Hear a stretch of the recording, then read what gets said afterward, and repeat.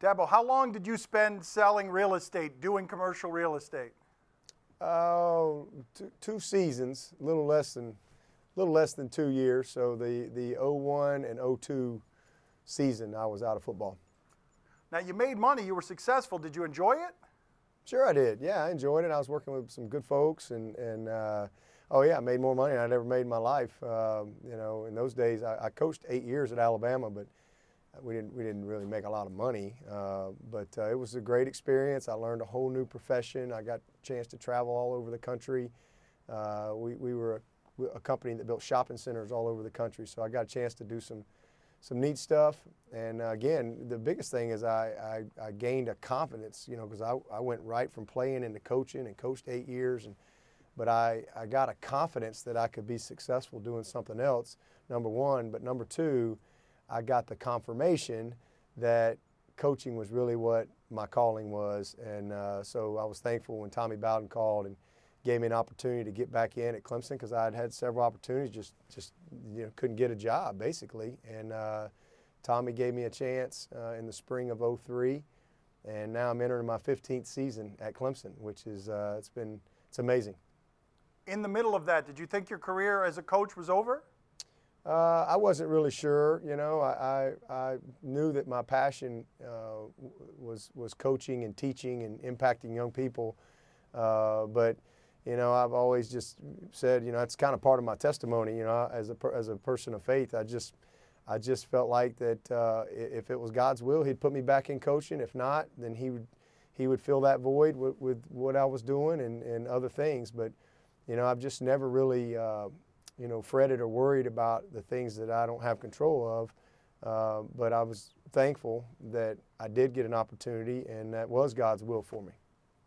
How does this work with your wife? You're in the first or the second grade, and you guys are going along as your siblings are dating? The siblings, yeah. How does that work? Like you're tagging along on the dates? Wow, man, you did your research. Yeah, I was actually in the second grade. She was first grade when we were friends at school.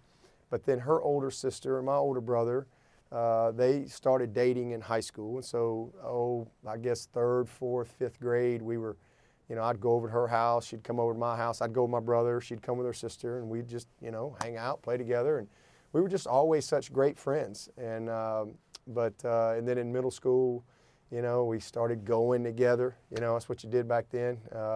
So we went together for a little while. And then we just decided we were just going to be friends again. And so we were just great friends. And then we started dating in high school, dated all through high school and college, and been married 23 years. Who broke up with whom in middle school? What happened in middle school?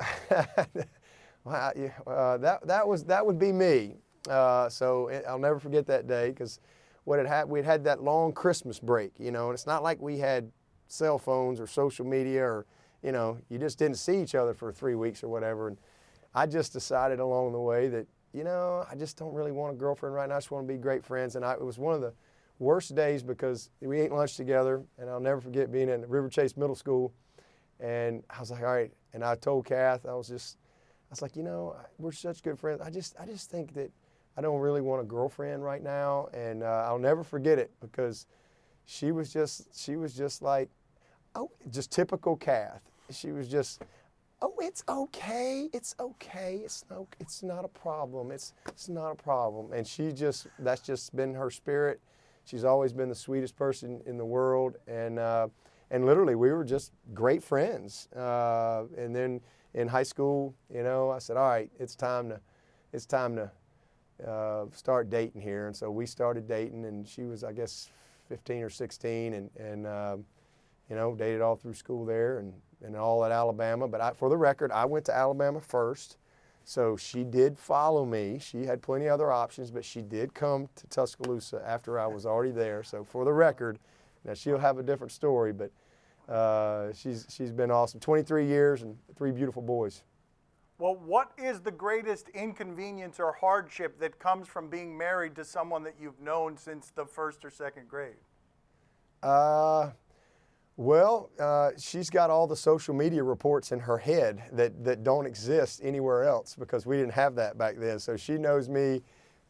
She knows everything. There's really no inconvenience, other than, I better be authentic every single day because she knows me all the way back. There's no being anything other than Dabo, that's for sure. But that's been such a blessing, being with her. Dabo, nice talking to you again. ¿Cómo está usted? With you. Oh, bien, bien. ¿Y usted? Sí. ¿Cómo está usted? ¿Bien? Bueno. Bueno, muy bien, muy bien. Hablo español un poquito. That's good. I'm glad that you speak Spanish. All right, ask him your question in Spanish, Bobby. Let's see how he does here. Ask him your question. What do you got for him? All right, ask him in English then. What do you have for him? Dabo, when you were struggling at the beginning of your career, what was the worst purchase you ever made? When you have that much money, anything that you regret, you look back and say, boy, I shouldn't have bought that. I shouldn't have spent money on that. Oh, man.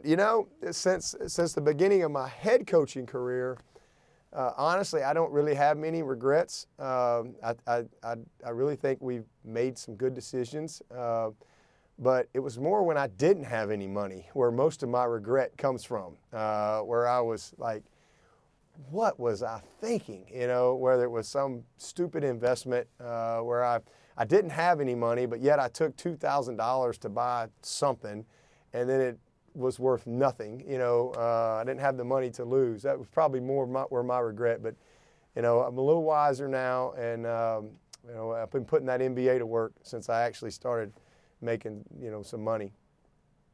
My father asking the tough questions, making you go deep into the file. Thank you, sir, for being on with us. We appreciate it. And I apologize before we started here, him calling you Yabo. I don't know why he did that. Thank you for being on with us, Yabo. Good talking to you. Gracias, Dabo. Me llamo Dabo.